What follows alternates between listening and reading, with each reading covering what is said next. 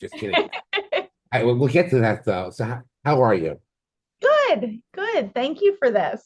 No problem.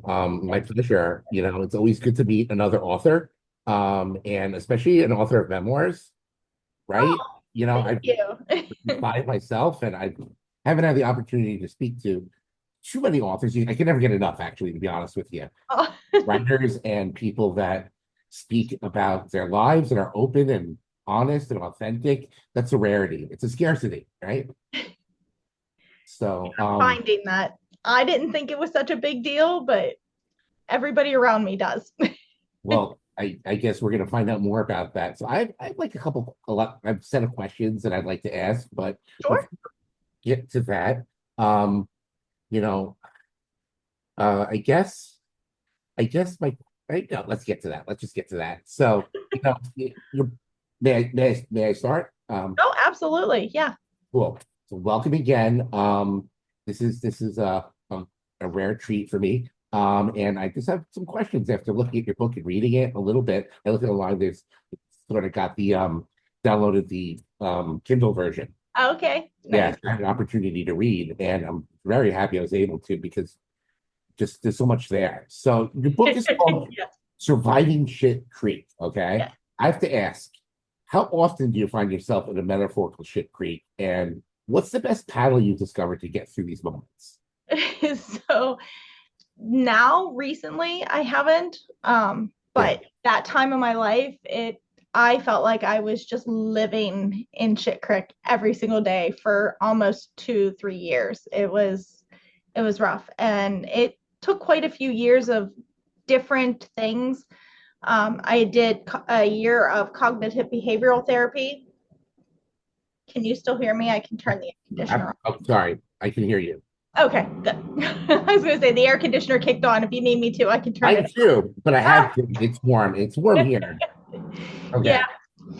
So you I did was, therapy. You did yeah, therapy for a while. I was thankfully already in therapy because of the concussion and going through the divorce and everything before my mom passed.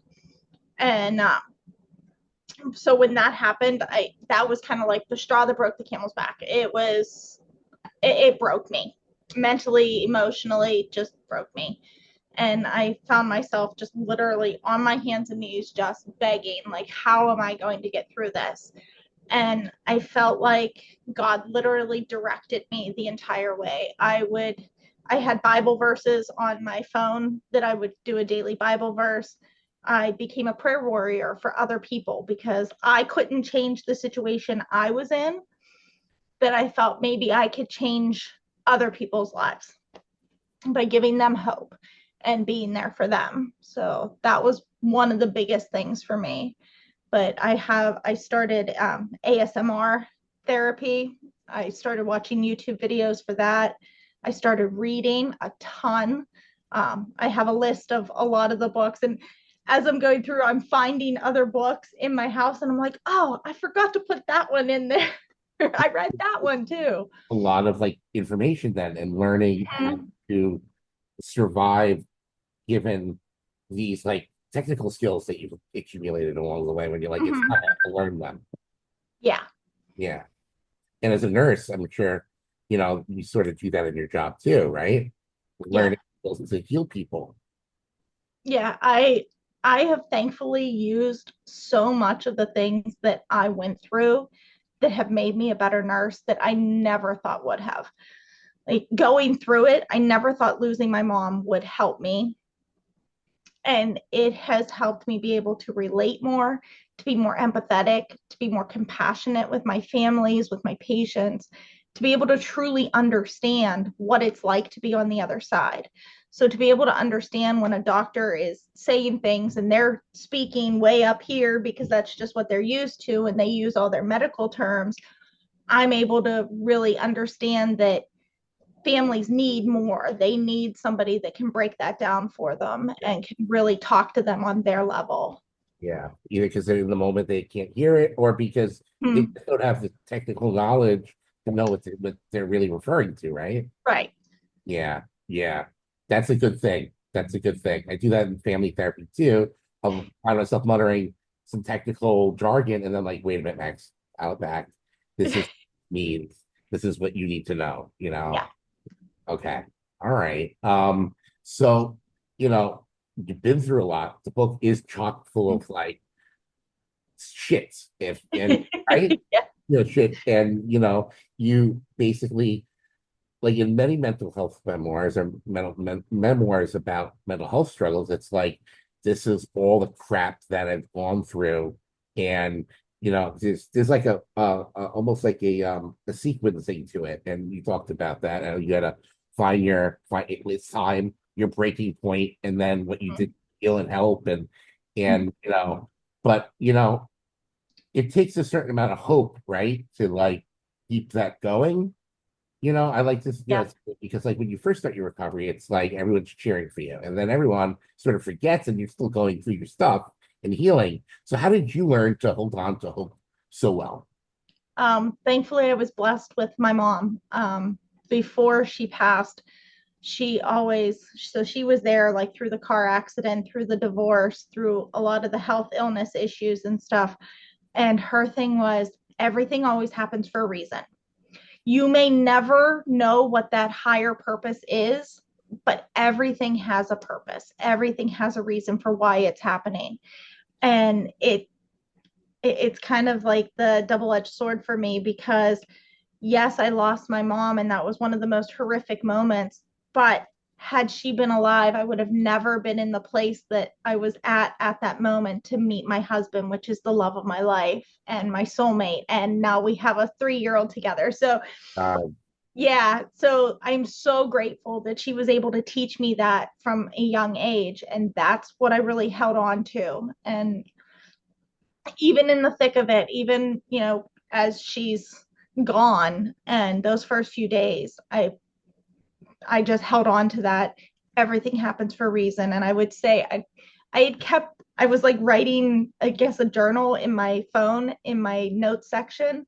And I can go back now and see the date that I wrote it and go, wow. Like I didn't realize how much I needed that then, but I was like writing to almost to like my future self of like, you can get through this, you will do this, like different things that I was going through. And the everything happens for a reason was always like my motto. And it still is. I live that way today. I like that model because it makes it seem like, this should be happening, and I don't feel like a victim anymore. You know what I mean? Mm-hmm. Like, these experiences like need to happen, and I need to experience them, even though they're rough, but they're teaching me. They Mm-hmm. taught you something, obviously, and taught you things that you need to know for later on, right? To draw Yeah. from. So, like, that's, I guess that's like a skill almost in and of itself, like learning how to take these messages that life sends us and Mm-hmm. turn them into directions of what to do, right? Yeah. Crazy, I've definitely gotten more intact with my intuition. And I never realized how much as a nurse I used that right? until now. And I'm like, oh, yeah. Like we're taught in nursing school, follow your nursing intuition, Trust follow your that. gut. Yeah, trust your gut. Whenever you're answering questions, always trust your gut. And yeah, I've really It's a gotten real into that. thing. Yeah, try to stay present in the moment now Yeah, and not worry so much. right, right, right. So how do you not worry when all this stuff is happening, or you're going through something new and you're like, this is problematic? How do you step back and not worry so much? How do you keep your blood pressure down, for lack of a better word? So funny story. I had started working with a life coach probably about 4 or 5 years ago now. Okay. And she had us pick a word of the year. And my first year, I just was like, I don't know, universe, what word should I pick? And I picked trust, which is now like my overarching word of the like word of life. And that first year, I was like, okay, not really much is happening. But then on April 1st, actually, I was having excruciating right sided pain, but I don't have an appendix. I'd already had that out. So I was like, no big deal. It was in the middle of COVID, still working. And I was like, okay, something's really wrong. Like I'm pale, I'm diaphoretic. This is not good. finished work, went straight to the women's hospital near me in Pittsburgh, and here my ovary had actually torted. So I had a 6 centimeter cyst that had flipped my ovary and cut off the blood supply. Whoa. It died and like kind of exploded a little bit. Oh, So I'm laying in the ER and they're like, you need to have emergency surgery. And I was like, I don't think so. I don't want to do that. My doctor's like, no, like seriously, stop being smart aleck. Like you need to do this. And I was like, do I have to? And I was so scared. And all I kept thinking was, I'm never picking a word of the year. I picked the word trust, and here I am. The universe is like, we're gonna teach you trust. Here you go. So I've it's kind of funny, like I've been tested so yeah. much that now I'm like, okay, you've got my back, you got me. We're gonna do this, and we're Okay. That's yeah. okay. It's So like, I'm still here. right. And just trusting that it's going to be okay, no Hmm. matter what is thrown at you, sort of. Yeah, Is that like the lighthouse nurse concept? Can you talk yeah, about kind. Yeah, nurse? so I started doing the lighthouse nurse because I've been a nurse for 20 years now. And when I was first a baby nurse, I never had anybody to teach me how to take care of me. Our Okay. supervisors would always, how can, are you going to really take your day off? How can you do that? Are you going to leave your unit short? Are you going to abandon your patients? And I mean, thankfully now hospitals have learned and they've gotten better at it, but you still are taught in nursing school how to just give and give and give. And you're never taught how to fulfill you, how to keep you full. Because this is what I truly feel, that this what leads to burnout, Yeah. True. Absolutely. because we're never taught how to fill our own cup. It's interesting. So when I started going for my master's to be a nurse educator, and I was like, why are we not teaching these students from day one how they're going to take care of them when life hits them, when they're at work and they have a traumatic patient or they have family screaming at them and things like that? Why are we not teaching them this? So I started the lighthouse nurse, and I said, because I have been through so much, I am the lighthouse. I stand here as a beacon to protect everybody else, because the lighthouse is there on the edge of the earth to Guiding make sure people. that the ships don't crash into them. Right. Right. So I stand as the beacon to protect the other nurses. Like, hey, I've gone through all of this. Let me show you ways to protect yourself so that you don't have to suffer for years. I love that. I love that. And in a bigger sense, it's like almost like a metaphor for like someone who acts as a nurse educator, right? You're educating people so they know what not to do, right? Yeah. So that's really cool. Really, really cool that Thank you you. have this concept around sort of, your greater role as and what you believe in your philosophy. That's great. Hmm. Um, and I couldn't agree more in social work school. All right, I'll tell you this. Um, all the students were like, we want to learn about self-care. We want to learn about self-care. And the teachers, the professors were like, yeah, we're gonna learn. Never really learned. And we're like, we Right. never heard anything. And here we are now, we're gonna work and we're all gonna crash and burn. And I part of being someone with lived experience with a mental health disorder and someone who's working as a therapist, I really had to learn self-care, right? Yeah. You don't take care of yourself, that's it. And when you're sick already, it's even more problematic. Yeah. So I couldn't agree. Self-care is critical in the helping profession, and teaching Hmm. other people how to do that. You're right; they have to learn, or else the Hmm. industry will fall apart. No one would become a nurse, you know. Right. So we have to teach the students. It's Hmm. that's great. That's Yeah. great. Um, so I guess I guess my question is the title of the book, okay? Uh, now I understand that the shit part, the metaphor, and like just the idea of like healing and relief, but why shit? Why? I have to know. Like, what was your thinking there? Just because of the metaphor, just because everybody knows if you say you're swimming up shit creek without a paddle, everybody knows you are struggling.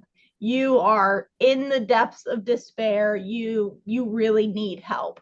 And that was the whole purpose, that when you look at that title, you know you're getting a book that it's going to be kind of almost like a trigger warning for people, because I do put it like a disclaimer at the beginning, Yeah. but the title, because if you're somebody that can't handle a couple swear words, don't buy the book. Thank You know? you. Well said. Well said. My husband lost me with trigger warnings like you grow like not grow up, but like sometimes we have to know the world we live in and Yeah. that we're not prepared for certain basic triggers. We probably shouldn't even be out there. Right.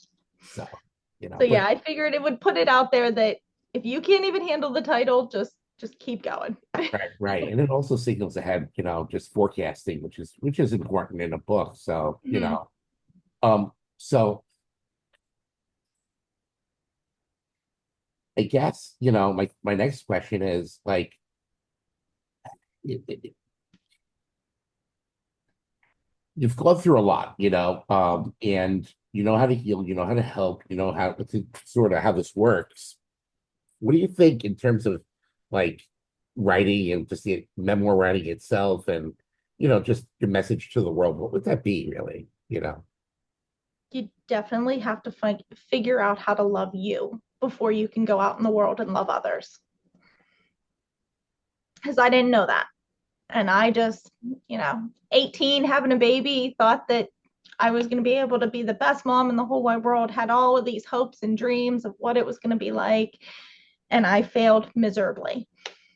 And that's where I wanted to be able to be honest. I think part of the book was also a healing process for me on top of helping others, because I truly feel like I was holding on to so much shame and guilt for the type of person that I was before when I was younger, and I didn't know any better.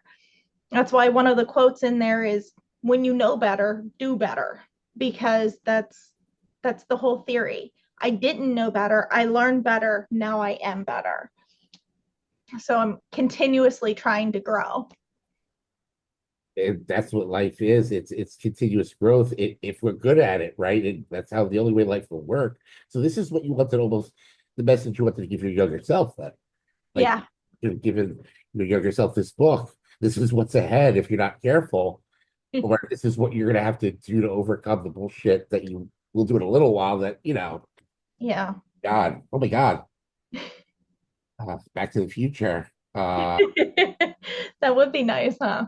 But see, Right? there's a song on Caleb, and it's Dear Younger Self. I can't remember who sings it, but I fight with myself with that theory of, if I could go back, would I tell myself, because all of the things that I went through made me who I am today and made me the person that I am to be able to impact others in the fashion that I can. So would I really want to change anything, even though it was horrific and I cried all the time and it was hard, but it truly made me who I am. So it's that, how can you hate what you went through because it makes you who you are? Better.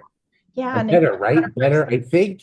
So I don't know. This is like a whole thing here you're gonna bring up, a can of worms, because like the truth is, some of us go through stuff, learn how to correct it, and come out better.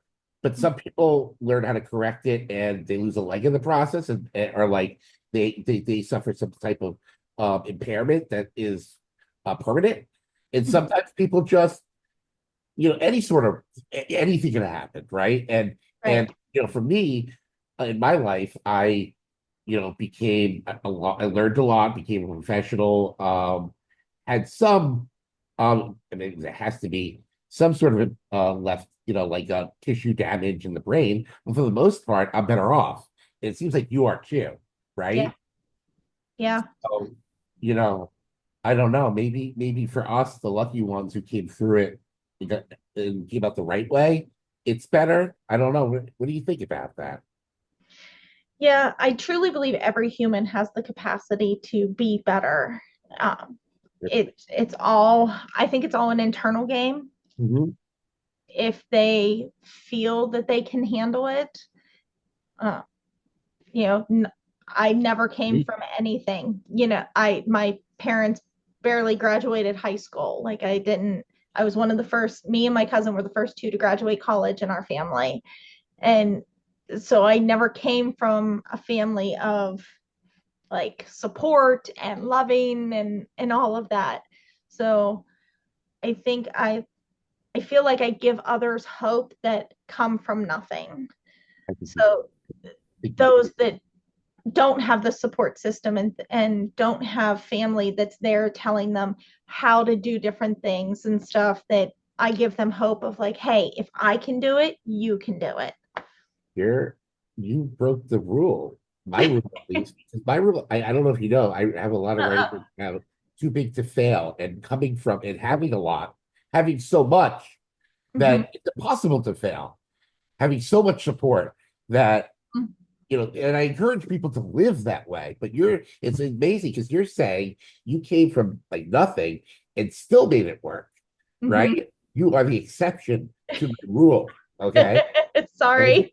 No, that's great though, because there are people out there that don't fit, right, in these like sort of like, patterns of behavior. And when you find a person, you don't know how to help them. And I could give a story like yours to that person, say, look, it's still possible for you too. All right. Mm-hmm. This person made it work, so can you, Yeah. right? Yeah. I actually had a therapist early on. I had given her like a little timeline of like, this is what happened here, this is what happened, this is what happened. And it was well before I was even going through surgery or lost my mom or any of that. So it was only in the beginning with like the concussion, lost my house in the middle of a divorce and stuff. And she goes, how haven't you killed yourself? And I went, first, I need a new therapist, but two, um, I don't I don't know. Like it's That's just something to say to yeah, someone. right. That's something to say. I guess that person had a very dark, Well, her sarcastic sort of like, yeah. yeah, hers I guess comment to that was any other person would have never made it through what you made it through and still come out good on the other side. And this, Probably, yeah, and this was half. This wasn't even all of it. She wasn't, I did get a different therapist. but that's what you should have. That's what that person should have said first, though. You know what I Yeah, mean? That second, I maybe. Yeah. think so. I think so. And like that's what I meant, right? Yeah. Wow. Okay. You know, I always thank every author, every memoir writer. The memoir industry and writing and publishing is very difficult. I don't know if you found it difficult when you were approaching the publishing piece and what to do and how to approach this as like picking a genre maybe, or like how did you approach the let's get this book out there? So what did you do to make this work? So thankfully, I hired an editor and a writing coach. She kind of did all of that. She's published a lot. I think like 24, 25 books or something like that. So that's like her main business. And we've been friends for like 8 years. So I thankfully got to leave a lot of that up to her. So she got to pick what genres I would be in and stuff. Okay. Oh wow. Okay. That makes sense. Get knowledge, get going into the industry and knowing the Mm-hmm. know what to do. Tapping into that. Yeah, That's I am not afraid to ask for help. Not in life, not at work. okay. Great. Yeah. It's when you're in the helping profession, it's sort of crazy if you can't ask for help yourself, isn't it? But Mm-hmm. and there are, I guess, people like that, but not the successful ones, I don't believe. Right. Um, well, again, though, it's a very difficult industry, and this is very niche memoirs. It's like they say, like, how do you sell that? How do you get people to read a memoir about, about one person's mental health issue, because everyone's mental health is different. But I like to believe that we all might experience things differently, but Mm-hmm. we're going through the experience itself, either healing, how to heal, or what it feels like and what goes on in our heads are very similar. You know what I mean? Right. We may it may tolerate it differently, but like, so what do you think? I mean, do you think that like there's not enough attention and spotlight on mental health memoirs, and or are you satisfied that like people are going to us go in and say, what's the latest book? I want to read her book. I don't think nursing is represented in mental health at all. Okay. I think we are taught to kind of push ourselves aside and not deal with anything and just keep going through it. And, it'll get better. Don't worry about it. Hospitals now do have, which a lot of companies do have, the EAP programs and stuff for people. But I can tell you, we've just personally, I've seen some things happen. And like having a coworker that passed during COVID, and that was hard. And not just as a nurse that lost a friend, but this was somebody that you worked with, that you saw on a regular basis, and we're in the middle of COVID, and she died of what we're trying to take care of. And it was like, now I'm in danger and like facing your own death and stuff. Like, I think we definitely need to highlight more mental health for nurses. Right. And even part of my master's program, I developed a resiliency program that I wanted to teach new nurses from day one, because like as part of their orientation, that we assess them when they first get there before they even start nursing, start giving them the skills during their orientation, because they usually have a 12-week orientation, and like at least once or twice a week they have like a little class time. So just giving them one or two skills of mindfulness, some resources, teach them about being out in nature and making sure that you fill yourself up. Make sure you have a hobby. What is your support system? What should a support system look like? If you are a single person, like we had a couple people that I work with that moved from California all the way to Pennsylvania just to go to nursing school. So now they have no family. They don't really know anybody other than who they have in their nursing world, teaching them how to find resources, where to go to get help if they need something. And then I wanted to, but didn't get to put it into practice yet. That is one of my goals, is to actually do the research to see what their numbers are, and then see if we can have more retention in nursing, because right now it's hard. Yeah. It's Yeah. very hard.